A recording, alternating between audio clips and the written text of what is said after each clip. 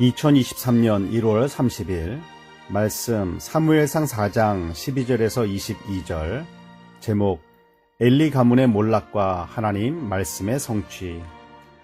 하나님의 영광이 함께하는 삶은 어떻게 이루어질까요?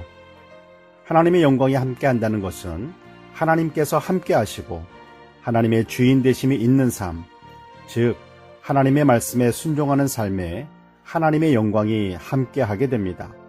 반대로 말하면 하나님의 말씀에 불순종하는 삶에는 하나님의 영광이 함께할 수 없고 그 영광이 떠나게 됩니다.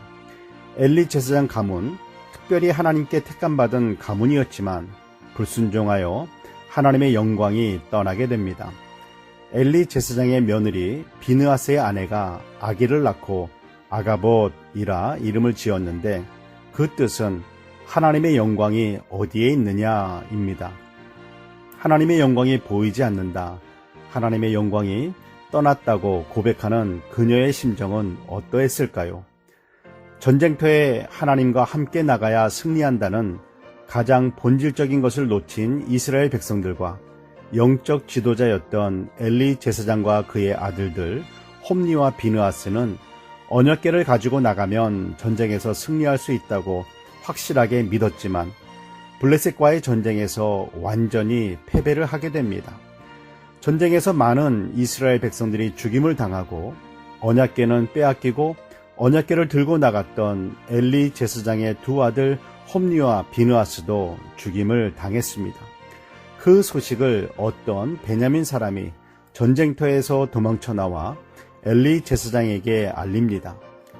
하나님의 언약궤가 빼앗겼다는 말을 들은 엘리 제사장은 의자에서 뒤로 넘어져 목이 부러져 그의 나이 98세로 사망하게 됩니다.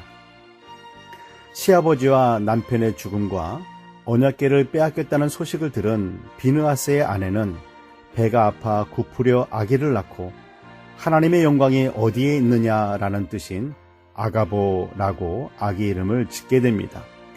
제사장 가문의 몰락은 한 번에 이루어진 것처럼 보여지지만 실상은 이미 무너져 있었습니다.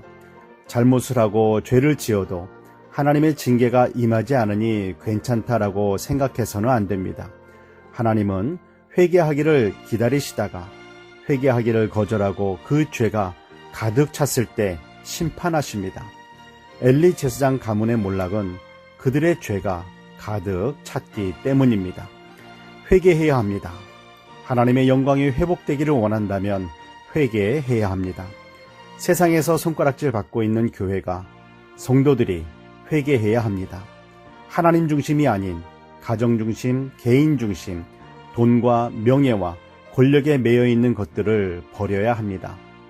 홈니와 비느하스가 전쟁터에서 죽어가는 그 순간에 엘리 제사장이 의자에서 뒤로 넘어지면서 죽기 전 그 짧은 순간에 어떤 생각들이 스쳐 지나갔을까요? 우리 각 가정들이 영적으로 다시 세워지기 위해서는 부모들이 먼저 회개하고 하나님께 돌아와야 합니다. 진정한 하나님의 영광을 위해 헌신해야 합니다. 하나님은 진심으로 회개하는 자를 거절하지 않으십니다. 하나님은 죄인들이 돌아오기를 기다리시는 아버지시기 때문입니다. 기도하겠습니다. 사랑의 하나님 아버지, 엘리 제사장 가문에는 그 가문을 몰락하게 하시겠다는 하나님의 말씀이 성취되었지만 우리들의 가문에는 하나님께서 대대로 축복하시겠다는 말씀이 성취되길 소망합니다. 그 축복의 말씀이 성취되도록 날마다 말씀대로 순종하며 날마다 삶을 돌아보고 회개하며 매일매일의 생활 속에서 하나님과 동행하게 하옵소서. 우리의 길이요 진리요 생명 되시는 예수님의 이름으로 기도드립니다. 아멘.